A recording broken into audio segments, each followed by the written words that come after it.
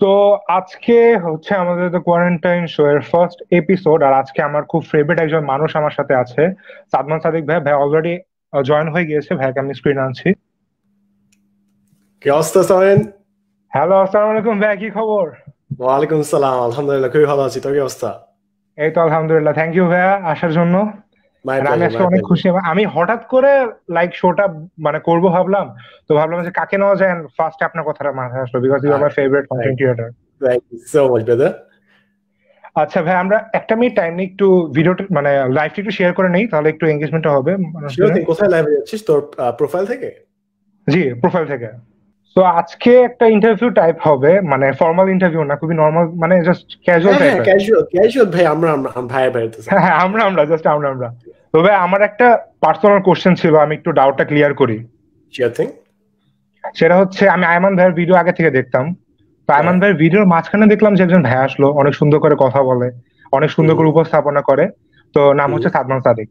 তো ওকে। আমি ভাবলাম কি হয়তোবা রিলেটিভ হতে পারে, তো আমি নামটা চেক করলাম। হুম দুজনের নামের সাদিক বানাচ্ছেন হুম। একজনের, দুজনের দুই রকম। এটা রহস্যটা কি আসলে?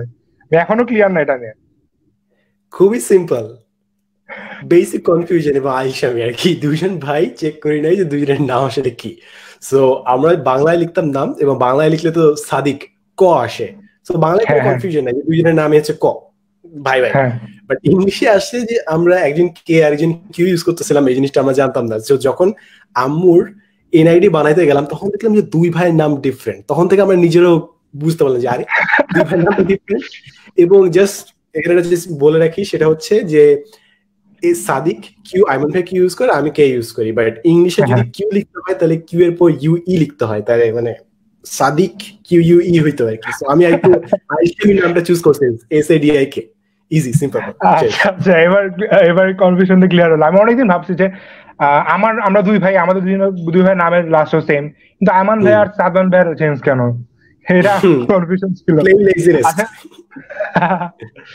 আচ্ছা ভাই, আপনি তো ইউটিউবিং করতেছেন অনেকদিন হলো, ইউটিউবে ভিডিও বানানো হচ্ছে। তো আসলে ইউটিউবে আসা কিভাবে?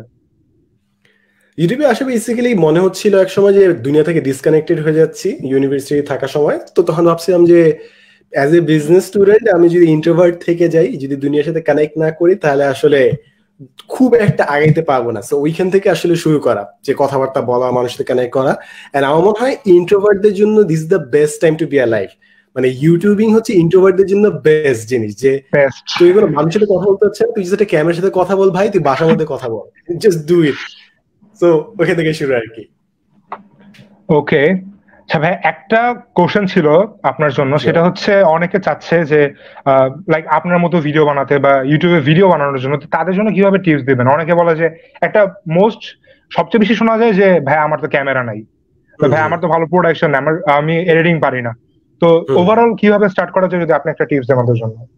বিষয়, হ্যাঁ হ্যাঁ, এটা খুব ভালো একটা রেলেভেন্ট জিনিস বলছি। সেটা হচ্ছে আমি এখন কিন্তু আমার গ্রুপে প্রায় ডেইলি আমি video making tips and tricks share করতেছি, যে কিভাবে তারা হুম, হুম। বাসায় বসে ভিডিও বানাতে পারবে, এবং স্পেশালি মোবাইল দিয়ে কিভাবে ভিডিও বানাতে পারবে ওইটা আমি শেখাচ্ছি। কারণ আমিও শুরু করছিলাম এইভাবেই, বাসার মধ্যে লাইক চেয়ারে উঠতাম, চেয়ারে দাঁড়ায় ভিডিও করতাম, বিকজ টিউব লাইট উপরে ছিল, তাহলে মুখের মধ্যে লাইটটা ভালো পড়তো। তো মোবাইলের ফ্রন্ট ক্যামেরা দিয়ে এইভাবে ভিডিও করে করে শুরু করছিলাম। এবং যারা ইউটিউবিং কিংবা ফেসবুকে শুরু করতে যাচ্ছে, একটা জিনিস আমি সবসময় বলি, ফোনে ক্যামেরা কোয়ালিটি ম্যাটার করে না, বিকজ ফার্স্ট 100-200টা ভিডিও মনে হয় মানুষ দেখবেই না, যদি না হাই হ্যাঁ। প্রায়োরিটি ভিডিও হয় আর কি। ফ্রেন্ডরা মিলে খুব একটা এফোর্ট দিয়ে ভিডিও করলে হ্যাঁ 10-20টা ভিডিওর মধ্যে you will get popularity. But এমনি পার্সোনালি যদি কোনো কিছু না জেনে ভিডিও বানানো শুরু করো, তাহলে 100-200টা ভিডিও যাবে, just test and trial. So এটা আমি ক্যামেরা একদম। কোয়ালিটি অত ম্যাটার করে না, you just need to get comfortable ভিডিওর সামনে, তারপর eventually you get better. And specially এখন আরো মোবাইল নিয়ে কাজ করতেছি, বিকজ আমার মোবাইলটা ভেঙে গেছে। সো আমার পুরাতন মোবাইল আমি ইউজ করতেছি, পুরাতন আমলের। সো পুরাতন আমলের মোবাইল দিয়ে যেহেতু কাজ করতে পারছি, আই থট যে কেন আমি অন্যদেরকে শিখাই জিনিসটা, যে কিভাবে তারা বাসার মধ্যে করতে পারে। ফর এক্সাম্পল, এখন যে ভিডিও করতেছি, এই ওয়েব ক্যামটা কত 2016 সালের মনে হয়, বাট আমরা তো করতেছি, রাইট? লাইভ তো হচ্ছে, হ্যাঁ, করতেছে। কন্টেন্টস আর বিং ক্রিয়েটেড, তাই না? So just get started. ওই গিয়ার নিয়ে আসলে অত ম্যাটার হয়ও না at the end of the day. এবং যখন আসলে ম্যাটার করবে, মনে করো অনেক ফলোয়ার্স, সাবস্ক্রাইবার্স, তখন তুমি এমনি ব্র্যান্ড ডিলস পাবা, এমনি কাজের অফার পাবা, যেই টাকা দিয়ে তুমি কিনতে পারবা। সো ডোন্ট বদার একদম। About gears. ইভেন আমিও ফার্স্ট শুরু করছিলাম এই ফোনটা দিয়ে। And এটা এখনো আমি রেখে দিচ্ছি। একদম একদম দেখাও যেত না, আমি জাস্ট এমনি বানাইতাম। তুই জিতছিস, আমি 2016 সালে ফোন দেখে ফাপড় মারতেছিলাম, তুই দেখি বাটন ফোন নিয়ে আসছিস। Can't beat that. তো ভাইয়া তোমার ভিডিও বানানোর পরে প্রথম ভিডিও হিট খেতে কতদিন লাগছে? এটা অনেকে প্রশ্ন করতেছে যে ভিডিও প্রথম হিট কবে খেয়েছে। আমার প্রথম একটা ভিডিও মানে দ্য বিগেস্ট হিট ওয়াজ তোর অমূল্য উপহার, একটা আম্মুর একটা মানে রান্নার ঘর একটা এলিমেন্ট নুসনি নিয়ে ভিডিও করছিলাম, যেটা মিলিয়ন হিট করছিল। সো ওইটা মনে হয় 253 কি 56 নাম্বার ভিডিও, সো প্রায় 250 দিন লাগছিল। আচ্ছা ওইটা কি বাংলা লিঙ্ক নেক্সট টিউবারে দেওয়া হয়েছিল? ইয়েস কারেক্ট, ইয়েস ওইটা Yes, বাংলা আমি হ্যাঁ দেখছিলাম, এটা দেখছিলাম আমি। So it was just me standing একটা গাছের সামনে দাঁড়ায় ছাদে ভিডিও করতেছে ক্যামেরার সামনে, ওইটাই জাস্ট ইট ওয়াজ অথেন্টিক। কোনো কিন্তু আহামরি ক্যামেরা ট্যামেরা কিছু না, কোনো ইফেক্টস কিছুই নাই আসলে। ইটস জাস্ট আ স্টোরি আমি বলে গেছি আর কি, এবং আমার নিজের পার্সোনাল লাইফের স্টোরি ছিল এবং মানুষ কানেক্ট করতে পারছে, দ্যাটস ওয়াই ইট হ্যাঁ হ্যাঁ। আর কি। আচ্ছা ভাইয়া একটা প্রশ্ন হচ্ছে, এটা প্রশ্নটা করা ঠিক হয়। আচ্ছা তো ভাইয়া আপনি তো ইউটিউবে অনেক ধরনের ভিডিও বানানো হয়েছে, তো এখন প্রায় আমি চেক করে দেখলাম যে এবার ম্যাক্সিমাম টাইপের আপনি ভিডিও বানাইছেন, যে কিভাবে ফটোগ্রাফি করতে হবে বা মোটিভেশন টাইপের বা এভরিথিং, বুক রিভিউ। তো এমন কি সাবজেক্ট আছে যে আপনার এখনো করা হয়নি আর ইচ্ছা আছে যে ফিউচারে করার? একটা হচ্ছে মুভি রিভিউস করা হয় নাই, বাট ওইটা প্রবলেম কি জানিস, যে মুভি রিভিউ যদি করিস তাহলে তুই কপিরাইট স্ট্রাইক খেতে পারিস আর কি। একদম আমার বড় কপিরাইট, ইউ নো রাইট। তবে আমি ট্রাই খাইতে যাচ্ছি না, just to keep it clean. So আমি ভাবছি এটা ফেসবুকে করা যায়। সো একটা হচ্ছে তোর মুভি রিভিউস, আর সেকেন্ড হচ্ছে আমি লং টার্ম 5-6 বছর পর যখন মনে করো মাস্টার্স শেষ তখন আমি করবো, সেটা হচ্ছে গাছপালা এন্ড পেটস নিয়ে, পশু পাখি, because I want to invest my. জিনিসটা ইউনিক বাংলাদেশে, এখন পর্যন্ত আমি দেখিনি কাউকে। পেটস নিয়ে অনেক ভিডিও আছে, বাট গাছপালা নিয়ে অত নাই। সো আমি নিজে শিখতেছি গাছপালা কি এন্ড এভরিথিং, বাস পিউরিফিকেশন। সামনের জেনারেশনে তোর 2টা জিনিস কিংবা 3টা জিনিস অনেক বড় ইন্ডাস্ট্রি হবে। একটা হচ্ছে গেমিং। সো গেমিং এ বাংলাদেশে কোনো বিগ ইউটিউবার কিন্তু আসে না, যাদের ডেডিকেটেড গেম চ্যানেল আছে। কেউ একজন আসবে, মার্কেটটা খেয়ে দিবে, আমরা সবাই তাকায় থাকবো এবং আমরা আফসোস করবো যে কেন আমরা শুরু করিনি। এটা গেল ফার্স্ট। সেকেন্ড জিনিস হচ্ছে তোর মেডিটেশনের উপর সোললি ফোকাস করে কোনো একটা যখন চ্যানেল আসবে, যেরকম তো কোয়ান্টাম ফাউন্ডেশন কিন্তু বেলো দ্য বেল মানে কি বলে বিটিএল এ চলে, below the line. So quantum অনেকে করে, বাট অনলাইনে কেউ দেখে না কিন্তু ভিডিওগুলো, কারণ ওরা আপলোড দেয় না পুরো কোর্স গুলা। সো যখন কেউ মেডিটেশন কিংবা কনসিয়াসনেস নিয়ে আনবে, ওইটার একটা হিট ইউটিউব চ্যানেল হবে।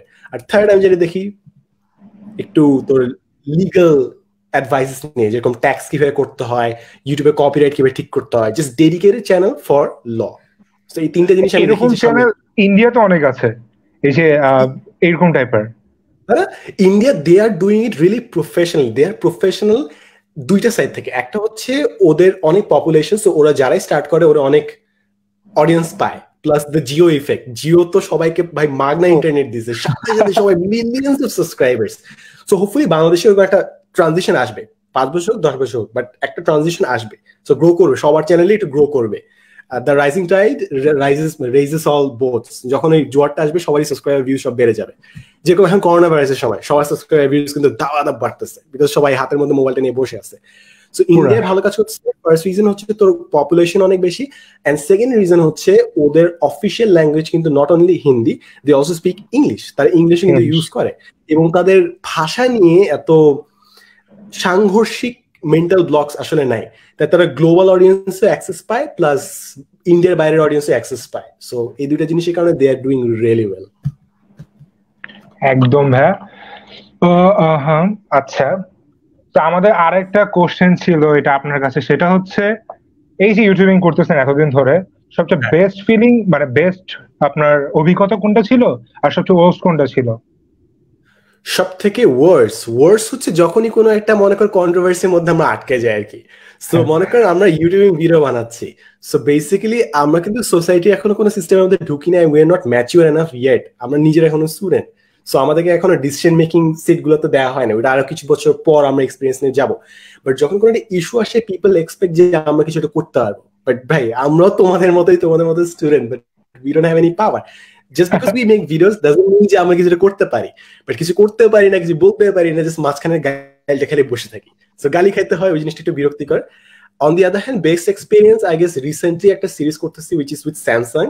So this is my মানে পুরো মানে best dream project. So আমি চাচ্ছিলাম যে মোবাইল ফটোগ্রাফি এন্ড ভিডিওগ্রাফি নিয়ে একটা কন্টেন্ট বানাইতে সিরিজ প্লাস বই। So Samsung is sponsoring. So আমি যে কাজটা এমনিও করতাম অমনিও করতাম মনে আনন্দে করতাম, ওই কাজটা উল্টে একটা ব্র্যান্ড আমাকে টাকা পয়সা দিয়ে করাইতেছে। সো এটা অন্য লেভেলের মজা। হ্যাঁ হ্যাঁ। আচ্ছা ভাইয়া, একটা প্রশ্ন আছে আপনার কাছে, সেটা হচ্ছে আপনি তো আইবিএর স্টুডেন্ট, এন্ড আমাদের অনেকের ড্রিম, ইভেন আমারও ড্রিম আইবিএতে পড়ার। তো আমি এখন ইন্টার ফার্স্ট ইয়ারে পড়তেছি। তো আমার স্টেজে যেসব স্টুডেন্টরা আছে তারা যদি চায় যে এখন থেকে আমরা প্রিপারেশন নিই আইবিএর জন্য, তো আমাদের সামনে টেস্ট এক্সাম আছে, দেন এইচএসসি, তো আমরা এখন কিভাবে প্রিপারেশনটা নিতে পারি ফর আইবিএ? ওকে, ফার্স্টে একটা ওভারঅল কথা বলে নেই। তোর যদি স্বপ্ন থাকে যে তুই আইবিএ ভর্তি হবি, তাহলে আসলে তোর স্বপ্ন অনেক ছোট। To be very honest, to be very honest, আমি কোনো জুনিয়রকে বলি না যে ভাই স্বপ্ন দেখা আইবিএর জন্য, তো এখনো সময় আছে, তুই বাইরে অ্যাপ্লাই করতে পারিস। This is the mistake that I made, this is the mistake that I made. তোর যদি আইবিএ তে চান্স পাওয়ার যোগ্যতা থাকে, তার মানে তুই বাইরে আরো ভালো জায়গায় চান্স পাইতে পারতি, তুই জাস্ট বাইরে অ্যাপ্লাই করিস নাই, দ্যাটস ইট। সো আমি বলবো যে আইবিএ তে হ্যাঁ তোর যদি পড়তে ইচ্ছা করে পড়তে পারিস, but please please please make sure তুই বাইরে যেন ট্রাই করিস। আমি বলছি না যে বিদেশ থাকতে হবে, বাট পড়াশোনাটা বাইরে, তারপর দেশে করে দেশে ফেরত আয় তুই যদি দেশে থাকতে চাস। বাট পড়াশোনাটা please get quality education please. And second, যদি তুই আইবিএতে চান্স পাইতেছিস, যদি এখন থেকে তুই মানে স্টার্ট করতে চাস, তুই তো এসিটি প্রিপারেশন নিতে পারিস, অথবা তুই যে আমি নিজে এখন করতেছি জিম্যাটের ক্রিটিক্যাল থিঙ্কিং পার্ট গুলো করে রাখতে পারিস। আর ম্যাথ ইংলিশ তিনটাই আসে আর কি, আইবিএতে তিনটাই আসে। সো জিম্যাটের জন্য যেগুলো চ্যাপ্টার আছে সবগুলো করে ফেল, করতে করতে হয়ে যাবে। এন্ড ইটস নট টাফ, এটা হচ্ছে তো ক্লাস 7-8 এর ম্যাথ। তো তুই জাস্ট করে ফেল, তোর লাগবে হচ্ছে 6 মাসের মতো এটা করতে। দিনে যদি তুই 15 মিনিট করে করিস, ইউর প্রিপারেশন উইল বি মানে আইবি এর চান্স পাওয়ার পরে আরো অনেক লেভেল তুই চলে যাবে আর কি। আচ্ছা আচ্ছা। কিন্তু ভাই অনেকে যে চায় যে আমি ইউএসএ তে পড়াশোনা করবো, তখন তারা স্যাট করে। তো আমার প্রশ্নটা হচ্ছে যে স্যাট যদি কেউ করে খুব প্রপারলি, খুব ভালোভাবে যদি স্যাট করে, সেটা কি তার আইবি প্রিপারেশনের জন্য কাজে লাগবে বা কেমন হেল্প করবে? যদি ভালো থাকে তাহলে ওকে রিটেন দিতে হয় না, ও স্ট্রেট ভাইভাতে চলে যাবে। এসির স্কোর যদি ভালো থাকে, এসির কি জানি একটা স্কোর আছে আমি জানি না, এসির তোর যে স্কোর ভালো থাকে আমি জানি না, একটা নাম্বার প্রতি বছর চেঞ্জ হয়, ওই স্কোরের অ্যাবভ থাকলে 80% 70% অ্যাবভ থাকলে তো রিটেন পাস, তুই স্ট্রেট ভাইভাতে চলে যাবে। ভাইভাতে মানে পাস করা খুব একটা টাফ জিনিস না, তোর যদি এসির স্কোর ভালো থাকে আর কি। সেখানে তো জাস্ট কমিউনিকেশনটা দেখবে যে আমি কথা বলতে পারতেছি কিনা। ইজি না, তুই বাইরের প্রিপারেশন তুই এসিটি দে, এসিটি দিয়ে তোর এক্সাম দিতেই হইতেছে না আইবি এর, তুই জাস্ট বাইরে যে ইংলিশে পড়া করে আসবি, দু একটা লাইন বলতে পারবি না, নিজের নাম, নিজের বাপের নাম, কোথায় পড়ছিস। হ্যাঁ, এটা কেন বলতে পারবো না? সিম্পল, ইটস নট টাফ আসলে। আচ্ছা ভাই, আপনার সাথে আসার আগে লাইভে আমি একটা জিনিস সার্চ দিচ্ছিলাম, সেটা হচ্ছে angry face of Sadman Sadiq. আমি কখনো পাইলাম না একটা ছবিও। সব সময় দেখি আপনার যত ছবি সব হাসি, এত হাসি একটা মানুষের। তো নর্মালি এটা আমার নিজের প্রশ্ন যে আপনি এত হাসেন কিভাবে? এটা একটু অকওয়ার্ড হয়ে গেল প্রশ্নটা। আচ্ছা, আমি এইটা নিয়ে আমি লেটলি মানে পড়াশোনা করতে চাই, একটা খুব ইন্টারেস্টিং জিনিস পাইছি, ওইটা শেয়ার করে লাগে তুই বেশ মানে ভালো লাগবে জিনিসটা। সেটা হচ্ছে যে আমরা যখন কোনো একটা মনে কর জিনিস এনজয় করতেছি, মনে কর তুই গেম খেলতেছিস এনজয় করতেছিস, কিংবা মনে কর কোনো একটা মিম দেখে তুই হাসলি, এখন মিম দেখে মনে কর তোর 80% হ্যাপিনেস আসলো, বাকি 20% হ্যাপিনেস আসে বিকজ তুই স্মাইল করছিস। It's not because of the meme, but because মানুষজন এমনি স্মাইল করে, ওটা মানুষকে এমনি হ্যাপি করে। সো হ্যাপিনেস একটা এলিমেন্ট হচ্ছে স্মাইল। আমরা ভাবি যে আমরা হ্যাপি হইলে আমরা স্মাইল করি, বাট আসলে স্মাইল করলেও আমরা হ্যাপি হই। সো তুই যে কাজই করস না কারণ, তুই যদি মিমও দেখিস, মনে হয় স্ক্রোল করতেছিস, আমরা কিভাবে দেখি লোল এইভাবে কোনো এক্সপ্রেশন ছাড়া, মানে কিছুদিন ফেকও করস, মনে কর জোকারের মতো এগুলো টানে স্মাইলও করস, you will feel good, and at some point it becomes a habit, and তো overall life এ happiness একটু increase করে, to be very honest it's a psychological thing. একদম আমি এটার সাথে একদম একমত। অনেকে আছে যে সারাদিন চুপচাপ করে থাকে, একদম গম্ভীর একটা ফেস থাকে, আর আমাকে আমি টিচার বলছিল, আমি আগে এরকম ছিলাম, আমাকে বলতো একটু হাসো। তাই না, মানে একটা মানুষ যদি সারাক্ষণ গম্ভীর মুখে থাকে, মনে হবে যে ভাই তুমি মাথার মধ্যে অনেক চিন্তা করতেছো, বাট এটা তোমার ওভারঅল লাইফে ইমপ্যাক্ট করে, তুমি নিজে বুঝবা না জিনিসটা। একদম হ্যাঁ। এমনিতে তো এখন অনেক মানে আপনার যে বই বের হচ্ছে, অনেকে আছে যে বই লেখার জন্য আগ্রহী। আমার নিজের ছোট ভাই বই লেখে, বাট তাদের জন্য একটা গাইডলাইন দেন যে তারা কিভাবে আগাবে, তারা যদি একুশে গ্রন্থমেলায় বই পাবলিশ করতে চায় বা কিভাবে ওভারঅল প্রসেসটা একটু, আমি ওটার ব্যাপারে জানি না একদম। তুই আজকে আমি জানি না তুই মানে এই তোর লাইফটা এটা শেয়ার করতে হবে আমার, আমি এখনো শেয়ার করতে পারি না, তোর পেজে লোড হয় না। আচ্ছা আচ্ছা, সমস্যা নেই, take your time, take your time. তো বেসিক্যালি এইটা নিয়ে বই লিখতেছিলাম। আমার তোর 3 নম্বর মাস কোনটা, জানুয়ারি ফেব্রুয়ারি মার্চ মাসে আমার বইটা বের করার কথা ছিল, সেটা হচ্ছে পাণ্ডুলিপি থেকে বই প্রকাশের যাত্রা। তো সেখানে আমি এক্সপ্লেন করি বই প্রকাশ করতে হলে কি কি ধাপ আছে।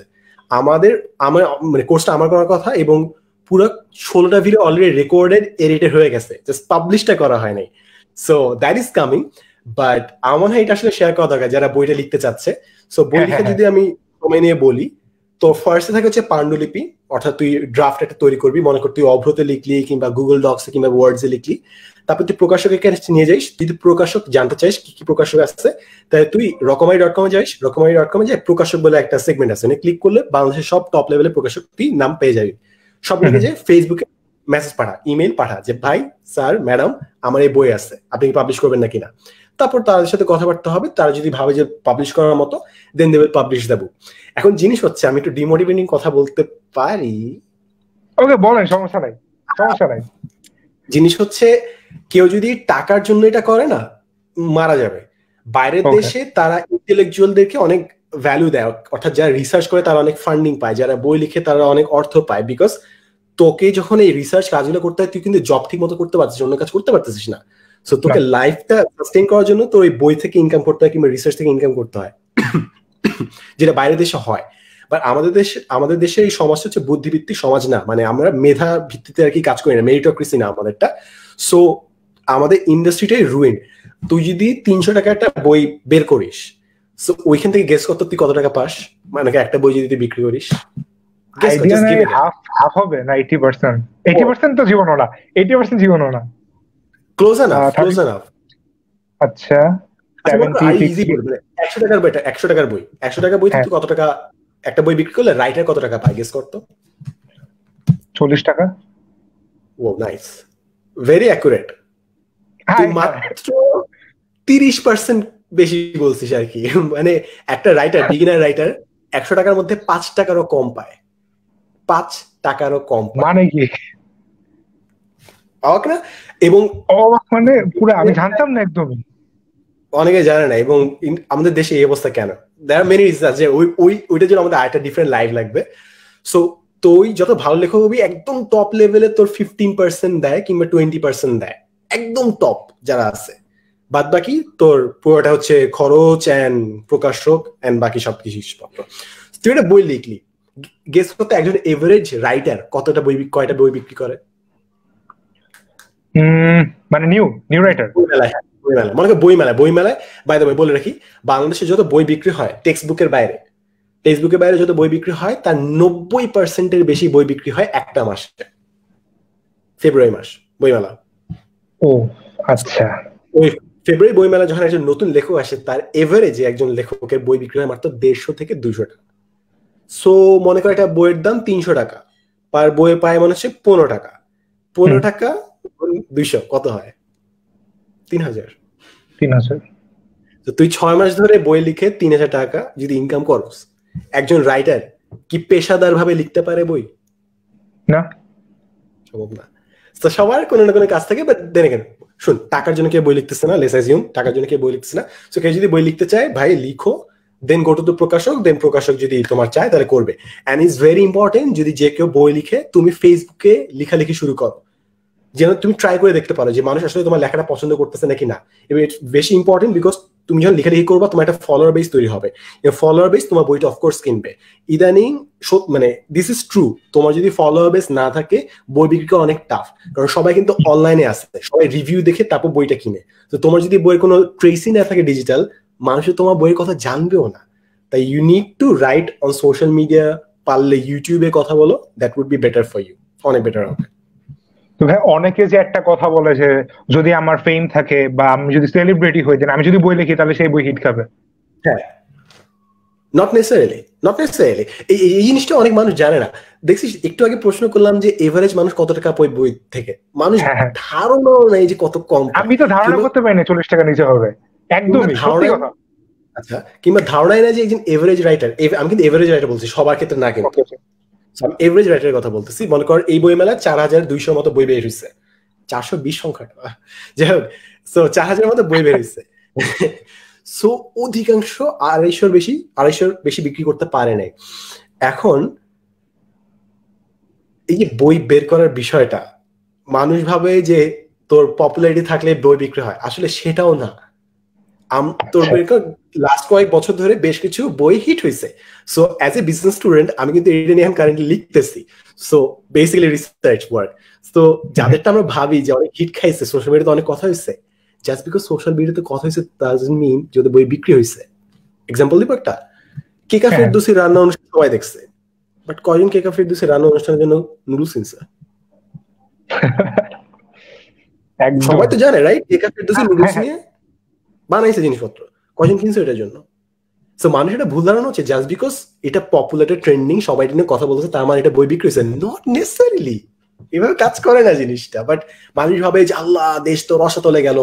আমি অ্যাকচুয়ালি জানি যে কয়টা সেল হয়েছে, আমি পাবলিকলি বলতে পারতেছি না, but it's so low, it's less than 0.2% of the entire sale. বইমেলা যতগুলো হয়েছে, বইমেলা যত বই বিক্রি হয়েছে তার 1%-এরও কম, বাট মানুষ ওটা নিয়ে লাফালাফি করে এবং 90%-এর বেশি নিউজ ফিড ওই নিউজ দিয়ে ভরে ফেলে।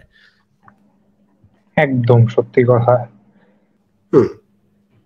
ভালো, the questions were really nice, like very good questions. আমি নার্ভাস ছিলাম, সত্যি কথা, এটা আমি ওপেনলি বললাম, নার্ভাস ছিলাম আমি আপনার সাথে কথা বলতে, মানে কেন জানি বুঝতেছি না, নার্ভাস ছিলাম।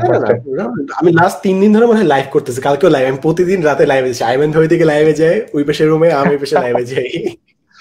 আজকে কোশ্চেনটা বেশ ভালো ছিল। ওকে, এবার হচ্ছে একটা নরমাল কোশ্চেন, সেটা হচ্ছে কোয়ারেন্টাইন কিভাবে যাচ্ছে, কোয়ারেন্টাইন টাইম গুলো, বিকজ আমরা প্রত্যেকে তো বাইরে থেকে অভ্যস্ত, তো হঠাৎ এইভাবে ঘরে অনেকদিন ধরে একসাথে আছে, তো টাইম গুলো কিভাবে পাস করতেছেন? সো আমার পার্টিকুলারলি 3টা কাজ ডেইলি হচ্ছে, তোর রোজা নামাজ কালাম তো এটা আছেই, সো এটা বাইরে আমি যেটা করতেছি, তোর লাস্ট 34 দিন ধরে আমার মানে 48 দিনে একটা মেডিটেশন প্রোগ্রামে আমি ঢুকছি আর কি। সো আমার 33 দিন হয়েছে মেডিটেশনে, প্রতিদিন আধা ঘন্টা করে। সো মেডিটেশনটা করতেছি ডেইলি। সেকেন্ড জিনিস হচ্ছে তোর আমার বইয়ের কাজটা করতেছি। সো তুই যে বইয়ের কথা বলি না, যারা প্রকাশ করতে চায়, নেক্সট বই মেলায় বই বিক্রি হবে না ম্যাক্সিমাম। কেন? নেক্সট বই মেলা থাকবেই না হয়তো বা, করোনার কারণে। করোনার কারণে তোর মনে হচ্ছে এটা কি কেসটা কি এরকম যে করোনা যদি না যায় তাহলে বইমেলা হবে না, নাকি করোনা ঠিক হওয়ার পরে বইমেলা হবে না, মানে কোন কেসের কথা বলছো? করোনা যদি থেকে যায় বইমেলা তো হচ্ছে না, দ্যাট ইজ ফর শিওর, এটা তো কোনো নো ব্রেইনার। এন্ড করোনা যদি চলেও যায়, লেখকরা তো যাবে না, কারণ বইমেলায় সব মানুষ আসে, সবাই কি করে, হ্যান্ডশেক করে, সবাই বইটা দেয়, সবাই কলম দেয়, সব থেকে বেশি ইন্টারাকশন হয়, পুরো বাংলাদেশের মানুষ ওই জায়গায় আসতেছে। সব থেকে ডেঞ্জারাস স্পট এটা তখন ফেব্রুয়ারি মান্থে তখন হবে। প্লাস তোর 2013 থেকে বইয়ের মানে অফলাইনে যে বই বিক্রি ওটা কমে যাচ্ছে, মানুষ এই জিনিসটাও জানে না। আমি যেরকম 2 বছর ধরে বই লিখতেছি, এবং আগে মনে কর একটা সংখ্যার জন্য, মনে কর জাস্ট এক্সাম্পল হিসেবে বললাম, অ্যাকচুয়াল নাম্বার মনে কর 10,000 বই বিক্রি হচ্ছে, ঠিক আছে? সো 2019 সালে 8,000 বই মেলা বিক্রি হইতো এবং 2,000 বই অনলাইনে বিক্রি হইতো। এখন সংখ্যাটা পুরো উল্টায় গেছে, 2,000 বই মেলা বিক্রি হয়, 8,000 বই অনলাইনে রকমাইতে বিক্রি হচ্ছে। তো তোর মনে হবে যে বই মেলা মার্কেটে থাকবে না, এবং দ্যাটস ওয়াই উই শিফটেড। আমরা কিন্তু আমাদের বইগুলো অনলাইনে লঞ্চ করে দিছি অলরেডি, কমিউনিকেশন হ্যাক্স অলরেডি অনলাইনে আমরা আপলোড করে দিছি। মানুষ এখন বইয়ের দাম হচ্ছে 270 টাকা ছিল, এখন মানুষ 35 টাকা 30 টাকায় বইটা কিনতে পারতেছে অনলাইন কপি। স্টুডেন্ট হ্যাক্সটা আপলোড হয়েছে, আজকে কাজটা শেষ করলাম, তোর লাইভের আগে আমি কাজটা করে লাইভে আসলাম। আচ্ছা ভাই, তাহলে যদি অনলাইনেই সব হয়, তাহলে তো আর আমাদের প্রকাশনীর কাছে যেতে হচ্ছে না, আমরা তো নিজেরাই আপলোড করতে পারি একটা বই। আসতে বলে কথাটা। আচ্ছা, এটা আমার পার্সোনাল ডাউট ছিল। যদি প্রকাশকরা আপগ্রেড না করতে পারে, they will lose the market, they are already losing the market. তো বিকজ মানুষ এখন অনলাইনের দিকে বেশি ঝুঁকতেছে। ইটস ট্রু, বই বিক্রি হচ্ছে না, অফলাইনে বই বিক্রি হচ্ছে না। আচ্ছা একদমই। আর ভাইয়া এখন যারা মনে করেন আমাদের স্টেজের স্টুডেন্ট আছে, যেমন এই এসএসসি বা এইচএসসি লেভেলের, তো কোয়ারেন্টাইনে দেখা যাচ্ছে বেশিরভাগ টাইম ওয়েস্ট করতেছে মুভি দেখে। এটা একদম ট্রুথ, আমার নিজের ফ্রেন্ডরা করতেছে। তো আপনি জাস্ট কিছু গাইডলাইন দেন যাতে এই টাইমটা আমরা ইউজ করতে পারি। আচ্ছা, সো ফার্স্ট জিনিস আমি বলবো না যে মুভি দেখে টাইম ওয়েস্ট করতেছে ভাই, মানে ইফ ইউর এনজয়িং ইট, লাইফে এত খাটতেছে এত কাজ করতেছে কিসের জন্য? You want a happy life, right? So if someone's happy watching a movie, that's his or her choice. আমি কি বলবো, মুভি দেখতেছে, টু বি ভেরি অনেস্ট, এই যে ইংলিশ যে বলতে পারি একটু ফুটফাট, আইবিতে যে ঢুকতে পারছি ইংলিশ কথা বলে, মুভি দেখছিলাম তো আমি, লেজিট একদম কোর্স একদম দেখছি, সাবটাইটেলস পড়ছি। এই জিনিসটা যতই মানুষ বলুক না কেন, এটা কিন্তু তোকে বিল করছে, নো ম্যাটার হোয়াট, তুই যা কিছু বল। যারা ইংলিশ মুভি দেখছে তারা কালচার সম্পর্কে জানছে, তারা নতুন জিনিসপত্র, তাদের টেস্ট ভালো হয়েছে, তারা ইংলিশ ভালো বুঝতে পারছে, তারা লিসেনিং স্কিল বাড়াইছে। আইএলটিএস মানুষ 4,000-5,000 টাকা দিয়ে কোচিং করে লিসেনিং স্কিল শেখার জন্য, ওটা তুই মাগনায় মুভি দেখে শিখছিস। So you don't want to downplay that part. But কেউ যদি আসলে আরেকটু প্রোডাক্টিভ হিসেবে কাজ করতে চায়, কিংবা মনে কর ক্যারিয়ার একটু বেটার করতে চায়, একটা সাজেশন আমি সবসময় দিই, সেটা হচ্ছে স্টার্ট এ ইউটিউব চ্যানেল আর ফেসবুক পেজ, যে বিষয়ে তুমি এক্সপার্ট। তুমি যদি ড্রয়িং করো, ড্রয়িংটা জাস্ট ড্রয়িং করতেছে, উপরে তোমার ক্যামেরাটা বসে টাইম ল্যাপস নাও। তুমি গাছ পালো, গাছের ভিডিও করো, কোন কোন ফুল কি কি করে। So try to B the knowledge expert in the field that your expert in. যে কাজটা তুমি ভালো পারো, যে কাজটা তোমার ভালো লাগে, ওই ফিল্ডের নলেজ এক্সপার্ট। যে ভাই কেউ যদি গাছপালার কথা বলে, আমি এই মানুষটার কাছে যাবো। কেউ যদি বইয়ের কথা বলে, আমি এই মানুষটার কাছে যাবো। কেউ যদি ইউটিউবের কথা বলে, আমি এই মানুষটার কাছে যাবো। Be that person. যেরকম আমাদের টেকনোলজি রিলেটেড যখন আমরা ভিডিও কথা বলি, বাংলাদেশে যদি বাংলা টেকনোলজি কন্টেন্ট আমরা চাই, কার কাছে যাই আমরা? কোন চ্যানেল যাই? টোটো কোম্পানির কাছে যাই, আমি বাবুতে যাই, কিংবা আমরা যাই হচ্ছে টেক মাস্টার সোহাগ 360 কাছে যাই। সো কয়েকজন মানুষ স্পেসিফিক টেক নিয়ে কাজ করছে, তারা এন্টারটেইনমেন্ট ভিডিও বানায়নি, উল্টাপাল্টা জায়গায় যায় নাই, তারা যে স্পেসিফিক ওই পয়েন্টে খেলছে, মানুষের সাথে কিছু চিনে। সো যে ফিল্ডে কাজ করতে চায়, ওই পার্টিকুলার ফিল্ডে কন্টেন্টটা বানাও, এবং কন্টেন্ট যদি বানাও, রেগুলার কন্টেন্ট থাকো, অ্যান্ড ডিমোটিভেটেড হয়ে যায় না। বিকজ বাংলা, মানে এভাবে বলা উচিত না, বাট বাংলাদেশে ইউটিউবে কাজ করা অনেক টাফ, প্রচুর অনেক টাফ পরিমাণে। হেট সাপোর্ট আসে, সত্যি বলতে সাপোর্ট আসে, বাট হেটস গুলো অন্য লেভেলের। বিকজ বাইরের দেশে মানুষ করবে, বাট এই দেশের হেট গুলো হচ্ছে ইললজিক্যাল হেট, মানে কোনো কারণ ছাড়া হেট, যেটা আসলে ডিল করা অনেক টাফ, টক্সিক হেট আর কি। তবে এগুলা মানে হেট পেতে পেতে অভ্যাস হয়ে গেছে। যখন ফার্স্টে ভিডিও বানাইতাম তো অনেক গালি দিত, একদম সত্যি কথা, গালি আসতো, মানুষজন মানে বুঝতো না যে কমেন্ট কিভাবে করতে হবে। এখন দেখা যায় হাজার হাজার গালি, বাট কোনো কিছু লাগে না, সত্যি একদম। এই যে দেখছি যারা ইউটিউবিং করে, তারা কিন্তু অনেক স্ট্রং হয়ে যায়। দেখছো, তুই হাজার হাজার গালি সামলাতে পারছিস, মাঝে মাঝে অবাক লাগে না? একটা মানুষ একটা মানুষের নেগেটিভ কথা শুনে দম হয়ে যায়। আরে ভাই, ইউটিউবে 1000টা গালি খা তুই, তারপর তুই বুঝবি যে ওটা কত পিচ্ছি একটা জিনিস। So it builds you as a person, অনেক স্ট্রং করে ফেলে আর কি তোকে। ভাই এটা হচ্ছে আমার পার্সোনাল কোশ্চেন, সেটা হচ্ছে খ্যাতির বিড়ম্বনা কিভাবে পোহাতে হয় আপনাকে? মানে রাস্তায় তো অনেকে আপনাকে চিনে ধরে একদম জড়ো হয়ে যায়, এরকম টাইপের কখনো হয়েছে? বা কোনো মজার এক্সপিরিয়েন্স থাকলে যদি শেয়ার করতেন।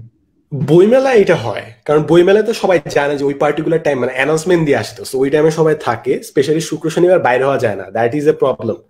আর একটা প্রবলেম, মানে খ্যাতির বলবো না, এটা খ্যাতি বলতে চাই না, জিনিসটা জাস্ট মানুষ কিছু চিনে। এটা প্রবলেম হচ্ছে যে তোর অনেক সময় মানুষ উল্টা পাল্টা যে ছবি তুলে, মনে কর বাসে যাচ্ছি, একদিন ঘুমায় গেছিলাম বাস যাইতে, ওইটা ছবি তুলে আপলোড দিচ্ছে। কেন, কি করছি আমি?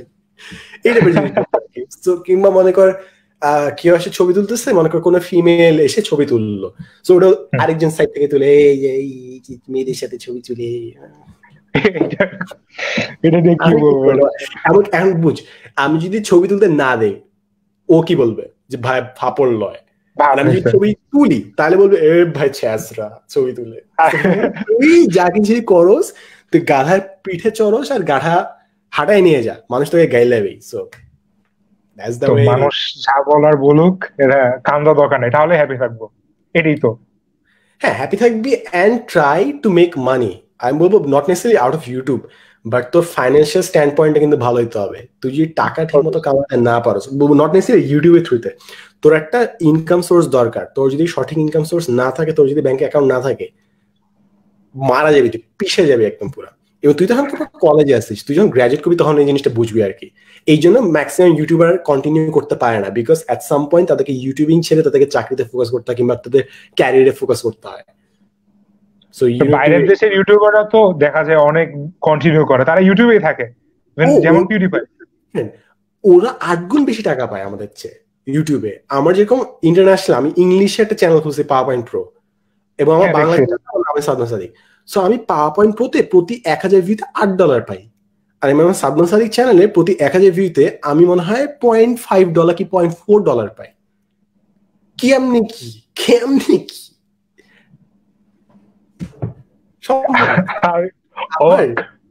আমার সাদমান সাদিক ইউটিউব চ্যানেলে 1 কোটি ভিউজ আছে, বাট পাওয়ার পয়েন্ট প্রোতে 2 মিলিয়ন ভিউজ নিয়ে আমি ওর চেয়ে বেশি কামাইছি যত আমি সাদমান সাদিক চ্যানেলে কামাইছি।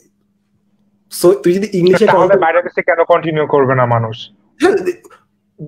ওরা তো ডিফারেন্ট, ওরা অনলাইনে পে করে জিনিসপত্র, ওরা অ্যাড পাইলে অনলাইনে ডিজিটালি ট্রানজাকশন করে।